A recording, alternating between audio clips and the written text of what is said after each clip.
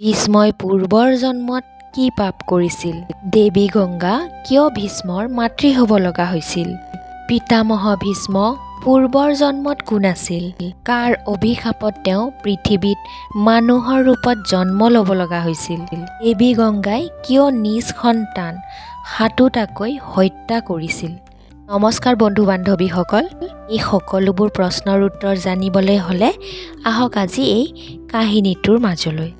এদিনাখন স্বৰ্গৰ পৰা 8জন দেৱতা তেওঁলোকৰ পত্নীসকলৰ সৈতে হিমালয় পৰ্বতৰ আশে-পাশে ফুৰিবলৈ আহিছিল। হাবিত ঘূৰি ফুৰোতে তেওঁলোক বশিষ্ঠ মুনিৰ আশ্ৰমত আহি উপস্থিত হৈছিল। পিছে সেই সময়খিনিত বশিষ্ঠ মুনি আশ্ৰমত উপস্থিত নাছিল। সেই বশিষ্ঠ মুনিৰ আশ্ৰমতে নন্দিনী নামৰ এজনী অতি সুলক্ষণা গাই গৰু আছিল। এনেতে এজন বসুৱে বশিষ্ঠ মুনিৰ সেই পালিতা গাই নন্দিনীক বনত চৰি ফুৰা দেখিলে। নন্দিনীৰ সেই স্বৰ্গীয় ৰূপ লাৱণ্য দেখি তেওঁ মুগ্ধ হ'ল। তাৰ পিছত সেই বসুৱে তেওঁ ভাৰ্যাসকলকো নন্দিনীক দেখুৱাই দিছিল। অসামান্য ৰূপৱতী সেই গাইজনীক দেখি সকলো মোহিত হ'ল। তেতিয়া তাৰে এগৰাকী বসু পত্নীয়ে সেই গোধন তেওঁক আনি দিব লাগে বুলি স্বামীক খাটনি ধৰিলে। পিছে পত্নীৰ এনে কথা শুনি স্বামীয়েও ক'লে, হে প্ৰিয়ে, আমি দেৱকুলত জন্ম হোৱা লোক, আমাক গৰু গাখীৰ কিয় লাগিছে? এই গাইজনী ঋষি বশিষ্ঠৰ, গতিকে তেওঁৱেই এই তপোবনৰ গৰাকী। এই গাইৰ দুগ্ধ পান কৰিলে মৰ্ত্যৰ মানুহে অমৰত্ব লাভ কৰিব।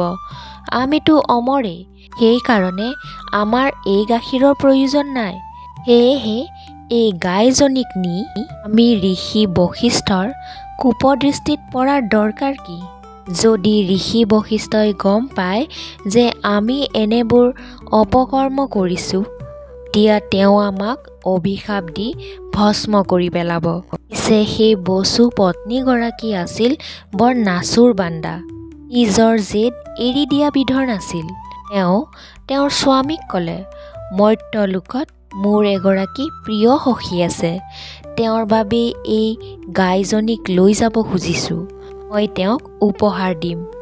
গতিকে মই আপোনাক অনুৰোধ কৰিছোঁ, বশিষ্ঠ মুনি আশ্ৰমলৈ ঘূৰি অহাৰ আগতেই আমি এই গাইজনীক লৈ গুচি যাওঁ।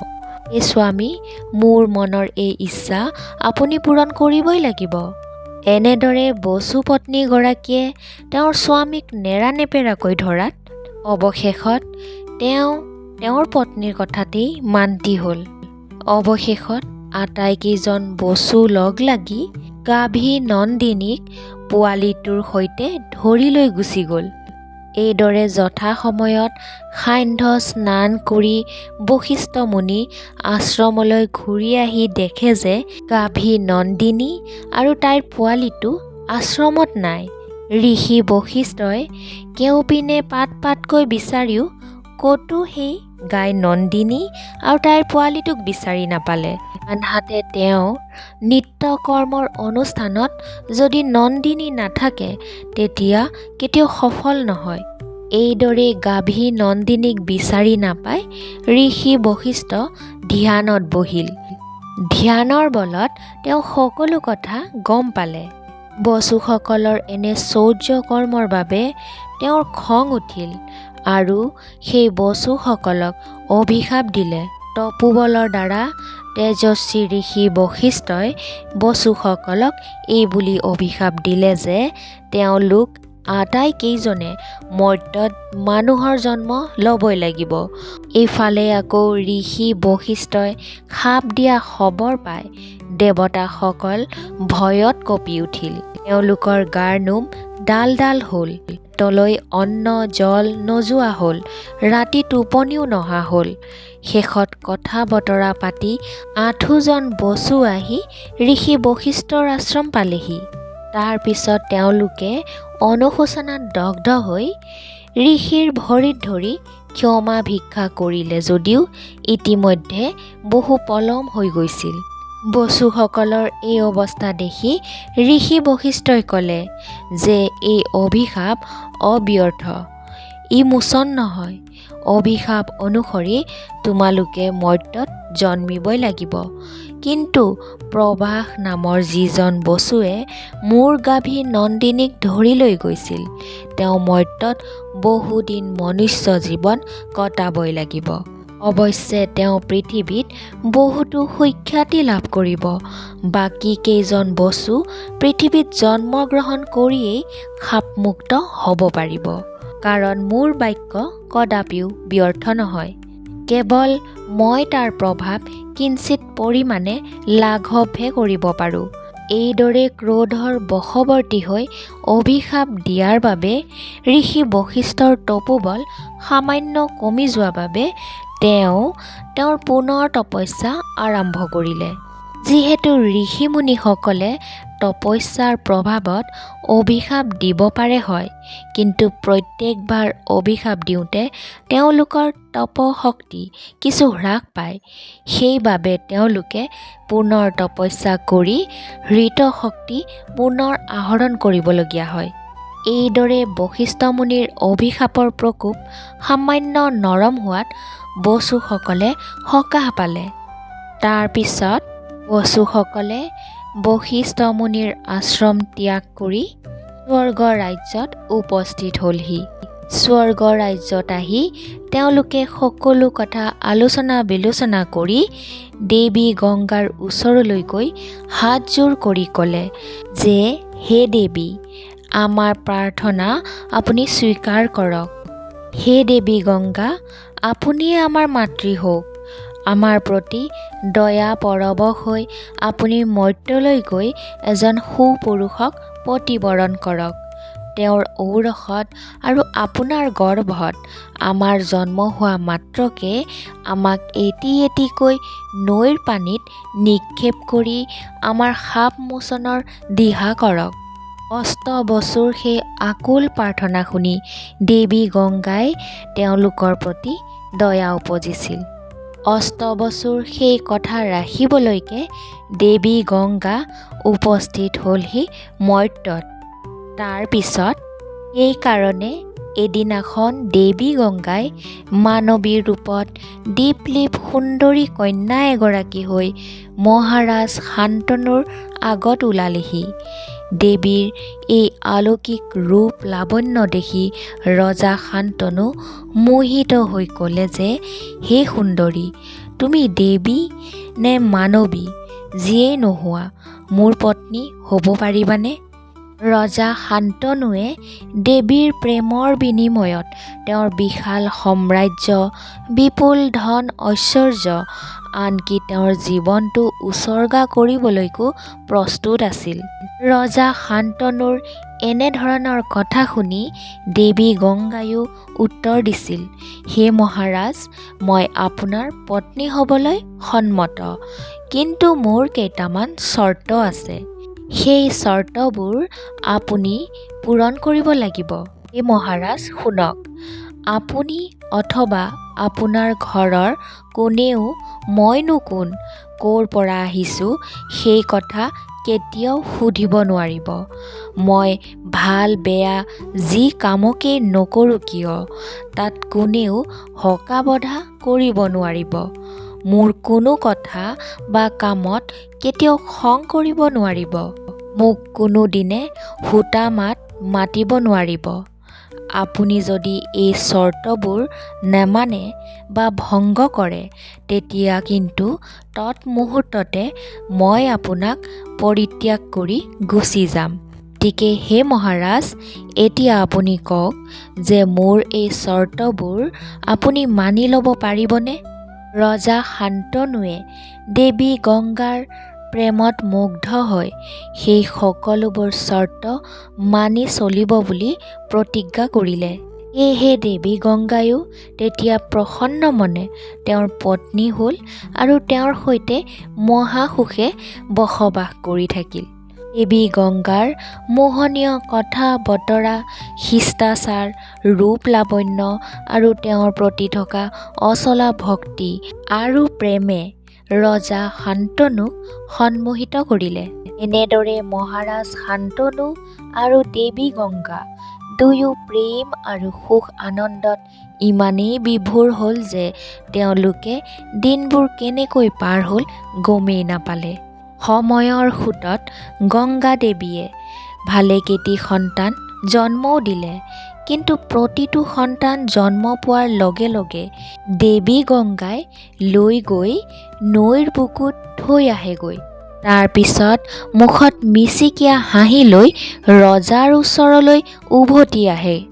দেৱীৰ এনে পৈশাচিক প্ৰবৃত্তি দেখি ৰজা শান্তনু আতংকিত হৈ পৰিল। দুখ শোকত বিহ্বল হয় যদিও নিজৰ অংগীকাৰৰ কথা মনত পেলাই তেওঁ নিমাত নিস্তব্ধ হৈয়ে থাকিল। তেওঁ কোন ক'ৰ পৰা আহিছে আৰু তেওঁ কিয় বা কোন সতেৰে ডাইনীৰ নিচিনাকৈ নিজৰ পেটৰ পোৱালীক নিদাৰুণভাৱে হত্যা কৰা নাৰকীয় কাম কৰিছে তাকে ভাবি ৰজা শান্তনু আচৰিত হ'ল। পিছে ৰজা শান্তনু নিজৰ কথাত নিজে বন্দী হোৱা বাবে আৰু ৰাণীৰ প্ৰতি থকা অবিচল প্ৰেমৰ বাবে তেওঁ ৰাণীক একোকে নুসুধে বা তেওঁৰ সেই ঘৃণনীয় লোমহৰ্ষক কাৰ্যৰ বাবে তিৰস্কাৰো কৰিব নোৱাৰে। এইদৰে দেৱীয়ে এটা এটাকৈ 7টা সন্তানক নদীৰ গৰ্ভত নিক্ষেপ কৰি হত্যা কৰিছিল। তাৰ পিছত 8মটো সন্তান উপজাৰ লগে লগে তেওঁ সেইটিকো গংগা নৈৰ পানীত পেলাবলৈ নিবয়ে ওলাইছিল। কিন্তু ৰজা শান্তনুৱে সেই দৃশ্য চাই থাকিব নোৱাৰিলে। তেওঁৰ ধৈৰ্যচ্যুতি ঘটিল।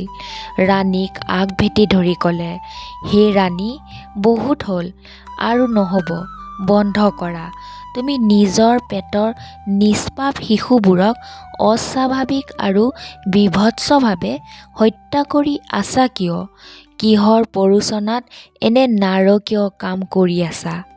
এনেদৰে ৰজা শান্তনুৰ তিৰস্কাৰ আৰু হাক বচন শুনি দেৱী গংগা থৰ লাগি গ'ল।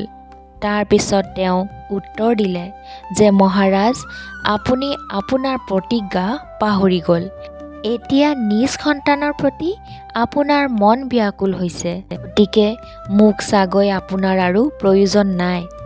এইদৰে কৈয়ে দেৱী গংগাই ৰজা শান্তনুৰ পৰা বিদায় মাগিলে। তাৰ পিছত তেওঁ ৰজা শান্তনুক এটা কথা ক'লে যে মই বাৰু এই সন্তানটিক বধ নকৰোঁ, কিন্তু মোৰ কৰ্ম কাণ্ড বিচাৰ কৰাৰ পূৰ্বে আপুনি মোৰ কাহিনী শুনক। দেৱতা আৰু মানৱ আটায়ে পূজা কৰা মই অইন কোনো নহয়, ময়ে হৈছোঁ দেৱী গংগা। বশিষ্ঠ মুনিৰ এটা অভিশাপ ক্ৰমেহে মই এই ঘৃণনীয় কাম কৰিবলগীয়াত পৰিছোঁ। বশিষ্ঠ মুনিয়ে স্বৰ্গৰ 8জন বসুক মৰতত মনুষ্য জনম ল'বলৈ অভিশাপ দিছিল। পিছত যেনিবা অষ্টবসুৰ কাকুতি মিনতিত সন্তুষ্ট হৈ মুনিয়ে মোক তেওঁলোকৰ মাতৃ হ'বলৈ কৈছিল। সেইকাৰণে বশিষ্ঠ মুনিৰ বাক্য সাৰোগত কৰিয়েই মই তেওঁলোকক আপোনাৰ সন্তান ৰূপে গৰ্ভত ধাৰণ কৰি জন্ম দিলোঁ। অষ্টবসুৰ প্ৰতি এনে মহৎ উপকাৰ কৰি আপুনি অক্ষয় পূৰ্ণ অৰ্জন কৰিলে সেই পুণ্যৰ বলত আপুনি উত্তম লোকলৈ যাব পাৰিব। আপোনাৰ এই অন্তিম সন্তানটিক মই আজি লৈ যাম। কিছুদিন মোৰ লগত ৰাখি প্ৰতিপালন কৰি অলপ ডাঙৰ হ'লেই আপোনাক দি থৈ যামহি। সেয়াই হ'ব আপোনাৰ প্ৰতি মোৰ উপহাৰ। এই বুলি কৈয়ে শিশুটিক লৈ দেৱী নিমিষতেই অন্তৰ্ধান হ'ল। শান্তনু আৰু গংগাৰ এই 8ম সন্তানটিয়ে পিছলৈ ভীষ্ম নামেৰে প্ৰখ্যাত হৈছিল। এইদৰে 8ম সন্তানটিক কোলাত লৈ দেৱী গংগা যেতিয়া ৰজা শান্তনুক ত্যাগ কৰি অন্তৰ্ধান হ'ল, তেতিয়া ৰজাই সকলো প্ৰকাৰৰ ইন্দ্ৰিয় বাসনা, বিষয় সুখ ভোগ পৰিত্যাগ কৰি নিৰাসক্ত উদাসীন সন্ন্যাসীৰ দৰে ৰাজ্য শাসন কৰিবলৈ ধৰিলে। এদিনাখন তেওঁ গংগাৰ পাৰত ফুৰি থাকোঁতেই দেৱৰাজ ইন্দ্ৰৰ দৰে তেজস্বী আৰু সুন্দৰ সুঠাম কোঁৱৰক দেখা পালে। তেওঁ দেখিলে যে সেই বালকে ৰংমনে ধনুকাৰ মাৰি স্ৰোতস্বিনী গংগাৰ প্ৰৱাহক ৰোধ কৰাৰ চেষ্টা কৰি আছে। তেওঁ অবালিল ক্ৰমে ধনুকাৰ মাৰি ভেটা বান্ধি একোবাৰ খৰস্ৰোতা নৈখনৰ সোঁতৰ গতি ৰোধ কৰে। পিছ মুহূৰ্ততেই আকৌ কাঁড় মাৰি খুলি দিয়ে। তেওঁ আখৈ দিয়া মাতৃৰ সৈতে খেলি থকা এটি শিশুৰ নিচিনাকৈ স্ৰোতস্বিনী নৈখনৰ লগত খেলি আছিল। ৰজাই দেখি হতভম্ব হৈ শিশুটিক একেথৰে চাই থাকোঁতেই দেৱী গংগা তেওঁৰ সন্মুখত আৱিৰ্ভাৱ হ'ল। দেৱীয়ে সেই দেৱ শিশুটিক তেওঁৰ হাতত অৰ্পণ কৰি ক'লে, হে মহাৰাজ, এই কোঁৱৰ আপোনাৰ আৰু মোৰ অষ্টম সন্তান। ইমান দিনে মই তেওঁক মোৰ লগত ৰাখি প্ৰতিপালন কৰি ডাঙৰ দীঘল কৰিলোঁ। তেওঁৰ নাম হৈছে দেৱব্ৰত। এই বালক সকলো প্ৰকাৰৰ অস্ত্ৰবিদ্যাত পাৰদৰ্শী আৰু বল বিক্ৰমত পৰশুৰামৰ সমকক্ষ হৈ উঠিছে। তেওঁ বশিষ্ঠ মুনিৰ অধীনত বেদ বেদান্ত অধ্যয়ন কৰিছে আৰু শুক্ৰাচাৰ্যৰ পৰা সকলো শাস্ত্ৰ কলা বিজ্ঞান আয়ত্ত কৰিছে। তেওঁ অদ্বিতীয় ধনুৰ্ধৰ বীৰ, শাস্ত্ৰজ্ঞ আৰু বিচক্ষণ। এই মহাৰাজ শান্তনু, এতিয়াৰ পৰা আপোনাৰ এই পুত্ৰক মই আপোনাৰ হাতত গতালোঁ। এনেদৰে দেৱী গংগাই ৰাজকুমাৰক মূৰত চুমা খাই আশীৰ্বাদ দিলে আৰু তেওঁক ৰজা শান্তনুৰ হাতত অৰ্পণ কৰিলে। তাৰ পিছত দেৱী গংগা মুহূৰ্ততে অন্তৰ্ধান হ'ল। বন্ধু বান্ধৱীসকল, আজিৰ কাহিনীটো ইমানখিনি আছিল। কাহিনীটো আপোনালোকৰ কেনেকুৱা লাগিল মতামত জনাবলৈ নাপাহৰিব। যদি কাহিনীটো শুনি ভাল লাগিছে তেনেহ'লে লগ বন্ধুৰ মাজত শ্বেয়াৰ কৰি দিব। আৰু যদি কোনোবা বন্ধু বান্ধৱী মোৰ এই চেনেলটোলৈ নতুনকৈ আহিছে তেনেহ'লে চেনেলটো ছাবস্ক্ৰাইব কৰি ৰাখিব। তেতিয়াহে এনেকুৱা ধৰণৰ কাহিনীবোৰ আপোনালোকে শুনি থাকিবলৈ পাৰিব। কমেণ্টত জয় শ্ৰীকৃষ্ণ বুলি লিখিলেই হ'ব। তেনেহ'লে আজিলৈ আহিছোঁ। ধন্যবাদ। জয় শ্ৰীকৃষ্ণ।